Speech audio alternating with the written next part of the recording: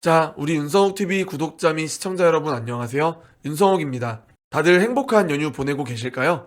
이번 긴 연휴간 장은 열리지 않겠지만 여러분들께서 이번에 긴 연휴를 이용하여 그간 어지러웠었던 우리 주식시장, 앞으로의 흐름이 어떻게 될지, 그리고 각 섹터별로 어떻게 대응하면 좋을지 같이 알아볼 수 있는 이러한 설 연휴 특집 영상, 하루에 한 섹터씩 업로드 될 텐데 이번 연휴를 기회 삼으셔서 앞으로 시장이 어떤 흐름으로 갈 것인지 그 큰 틀을 이해하시고 앞으로 어떤 섹터, 어떤 종목에 집중하면 좋을지 이해하시기 쉽게 이렇게 영상 만들어 봤으니까요. 많이 사랑해 주시면 감사드리겠습니다. 자, 우선 본론으로 들어가기 전에 2024년 한 해 여러분들이 보내주신 사랑과 성원에 진심으로 감사드립니다. 2025년 을사년 청사의 해에도 우리 구독자님들 하시는 일 모두 다 잘 되길 바라고 가정에 행복과 사랑이 항상 가득하시길 진심으로 바라면서 2025년도에도 저 윤성욱은 여러분들의 주식에 도움이 되는 정보 열심히 전달해 드리려고 최선을 다할 테니까요. 영상 시작하기 전에 구독과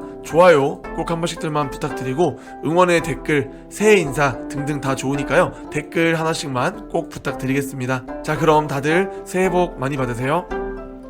자, 그럼 우선 앞으로의 시장이 어떤 방향으로 흘러갈지, 어떤 산업이 메인 산업이 될지 그러한 내용들을 살펴보기 위해선 누구나 다 인정하실 만한 지금 시장에 가장 큰 영향력을 끼치는 인물, 바로 트럼프죠. 이 트럼프가 어떠한 행보들을 보이는지 확인하는 것이 가장 중요한데요. 트럼프는 현지 시간 기준 1월 23일 이번에 스위스 다보스에서 열렸었던 이 세계 경제 포럼이라고 하는 다보스 2025에서 앞으로의 미국 경제 정책 방향성을 언급을 하면서 본인이 하고 싶었던 얘기들을 다 하고 왔는데요. 우선은 그럼 트럼프가 다보스 2025에서 어떤 이야기들을 했는지 한번 우선적으로 살펴보도록 하겠습니다. 자, 다보스 2025에서 트럼프가 했던 얘기들은 크게 6가지가 있는데요. 하나하나씩 여러분들에게 설명해 드리도록 하겠습니다.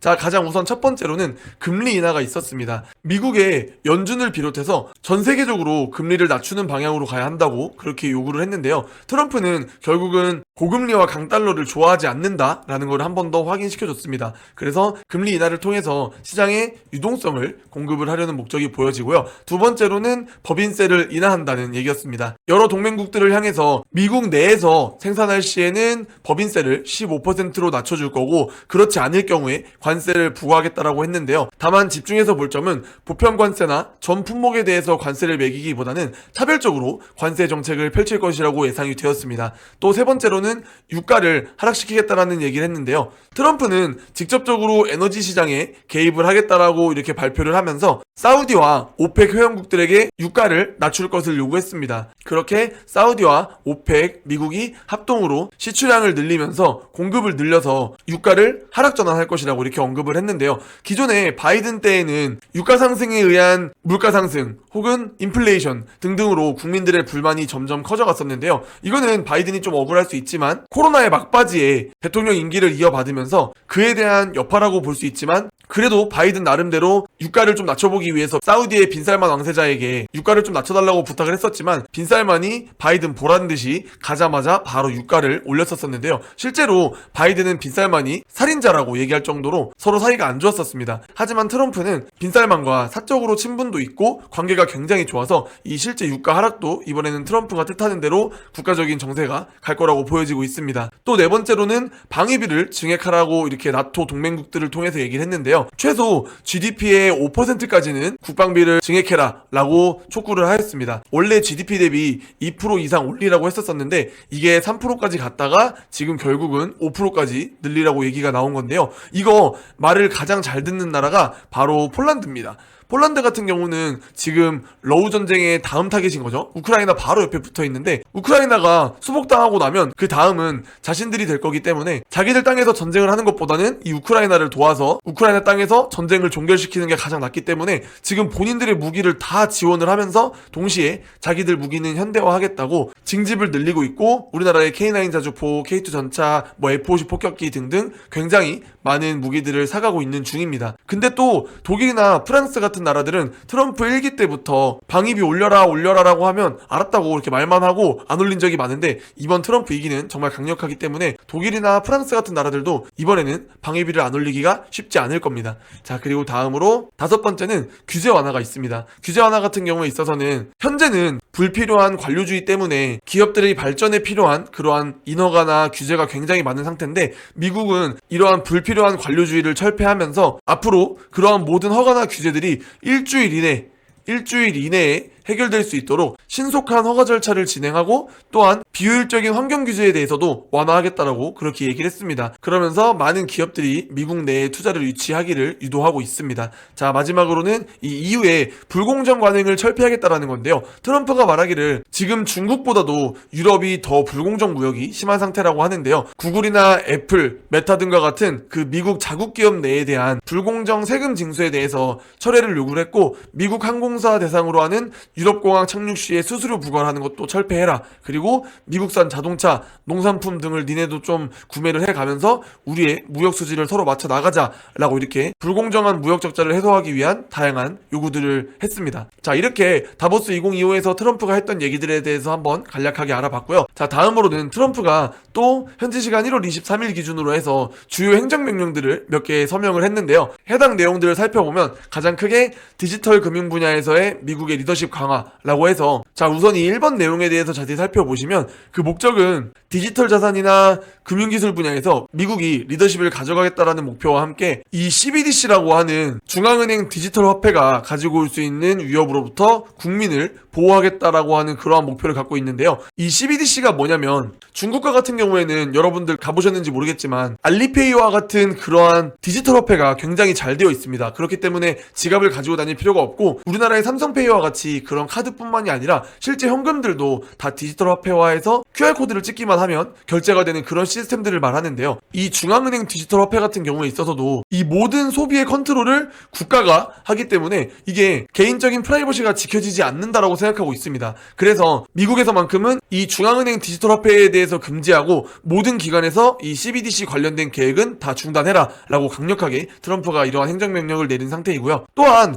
본인 입으로 매번 말하듯이 나는 크립토 프레지던트가 될 거다 라고 하면서 가상화폐의 수도를 미국으로 하면서 중국에게 비트코인에 대한 패권을 절대 뺏기지 않을 거다라는 이러한 의지를 강하게 보여줬는데요. 보통은 국가 전략자산이라고 하면 많이들 원유로 알고 있습니다. 그래서 실제로 미국도 이 국가 전략자산으로서의 원유를 굉장히 많이 비축하고 있는데요. 여기에 원유뿐만이 아니라 비트코인도 포함을 시키면서 비트코인의 총 발행량 2100만 개 중에 200만 개 정도는 미국이 보유를 하겠다 라고 하는 이 해당 내용이 이미 공화당의 하원이 발의가 된 상태입니다. 이거 조만간 패스가 될 거고요. 이미 미국은 굉장히 많은 양의 비트코인을 갖고 있습니다. 본인들이 산 게 아니라 이제 법무부에서 금융사기꾼들에게 압류해서 갖고 있는 그러한 코인도 굉장히 많은데, 그 수량을 앞으로 200만 개까지 약 총 발행량의 10% 정도까지는 미국이 보유를 해서 국가 전략자산으로 가져가겠다라고 하는 해당 내용이 이 1번 내용에 담겨져 있는 내용입니다. 자, 다음으로는 2번을 보시면 대통령의 과학기술 자문위원회라고 해서 이 피캐스트를 설립하겠다라고 얘기를 했는데요. 이 목적은 이전에 미국이 라이트 형제나 에디슨의 전구개발 등과 같이 과학을 항상 선진화해가는 그러한 나라였던 것처럼 지금도 앞으로의 차세대 과학기술에서도 패권을 놓지 않겠다라는 의지가 담겨져 있습니다. 그래서 AI와 함께 이제 양자 컴퓨팅, 또 첨단 바이오와 같은 그러한 혁신 기술들로부터 미국의 과학기술에 대한 방향성을 제시를 했고, 실제로 이 과학기술 자문위원회를 설립을 해서 대통령 과학기술 보좌관을 임명을 하면서 앞으로 이 해당 발전 내용들에 대해서 대통령에게 직접적으로 보고가 될 수 있는 그러한 기관을 설립을 한다는 겁니다. 또 다음으로는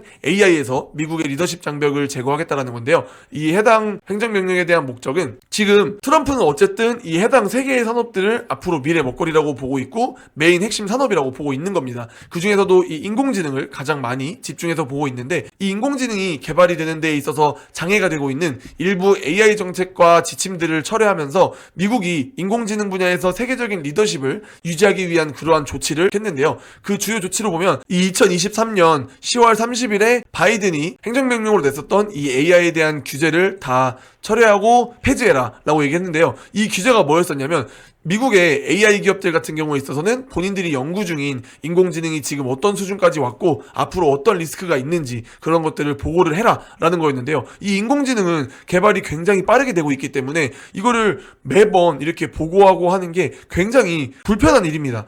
그렇기 때문에 이 해당 부분이 AI의 발전 요소를 저해한다라고 생각을 하면서 트럼프는 이거 다 폐지시켜라 라고 이러한 행정명령을 새로 낸 겁니다. 자, 앞서서 봤던 다보스 2025와 트럼프의 행정명령을 통해서 트럼프 2기 행정부의 앞으로의 정책 방향을 이렇게 키워드로 정리를 해봤는데요. 트럼프는 가장 중요하게 생각하는 것들이 이 감세와 금리 인하를 통해서 우리 주식을 하는 분들이라면 모두가 좋아할 만한 내용들을 핵심으로 삼고 있는데요. 세금을 깎아주고 금리를 인하시키면서 유동성을 공급을 하고 많은 기업들이 투자를 늘릴 수 있도록 하는 환경을 만들어 줌과 동시에 에너지 가격을 조정을 해서 인플레이션을 떨어뜨리고 저유가를 만들면서 물가까지 안정적으로 잡는 정책을 펼치려고 노력 중입니다. 그렇게 우리 주식시장에서 환호하듯이 유동성 공급이 되면서 물가는 안정적으로 유지할 수 있는 이 두 개의 토끼를 다 잡으려고 노력을 하고 있는데요. 그와 함께 AI와 암호화폐를 국가 전략 사업으로 메인으로 잡고 있으면서 러우 전쟁을 종결시키고 미중 관계에 대해서 개선에 대한 이러한 여지를 보여주고 있습니다. 자, 그럼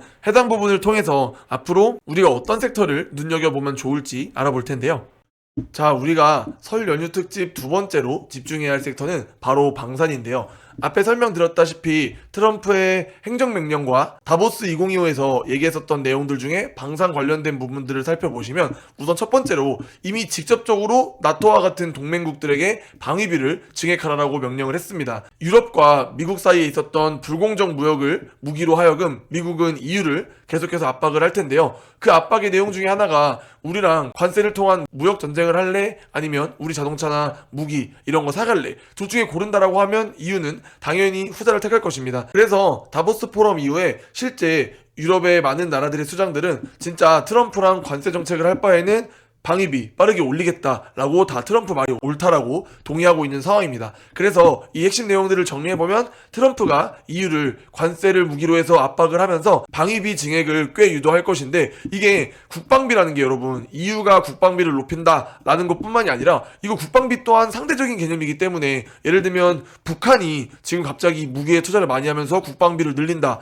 하면 북한이랑 전쟁을 할지도 모르는 우리나라는 따라서 국방비를 늘릴 수밖에 없는 상황입니다. 그렇기 때문에 국방비라는 개념 또한 상대방이 늘리면 또 동맹국, 주변국, 상대국 등등 다 맞춰서 늘릴 수밖에 없는 상황이기 때문에 앞으로 방산 쪽 관련된 섹터를 굉장히 눈여겨보시면 좋을 것 같습니다. 자, 그렇게 관련된 뉴스들 한번 보시면 나토 수장 같은 경우에 있어서도 미국 국방의 동맹국들 방위비 증액 이번에는 믿어도 된다. 원래는 아까 말씀드렸다시피 독일이나 프랑스 같은 나라들은 늘릴게 하면서 늘리지 않는다고 했잖아요. 근데 이제는 진짜 믿어도 된다. 다 늘릴 거다 라고 얘기했고 아까 말씀드렸다시피 많은 유럽의 각국 수장들이 관세를 맞느니 차라리 방위비 늘리겠다. 트럼프 현실론에 다 고개를 끄덕이고 방위비 청구서 두려워서 일제히 트럼프 말이 오르니까 우리 국방비 올릴게 이렇게 하고 있고 유럽을 포함해서 또 사우디도 860조 원 투자하겠다라고 하면서 이렇게 실제로 방위비를 늘릴 것이라는 이 긍정적인 메시지들을 보내고 있는 상황입니다. 그러면 그 방산주들 중에 대장은 누구냐라고 하면 여러분들이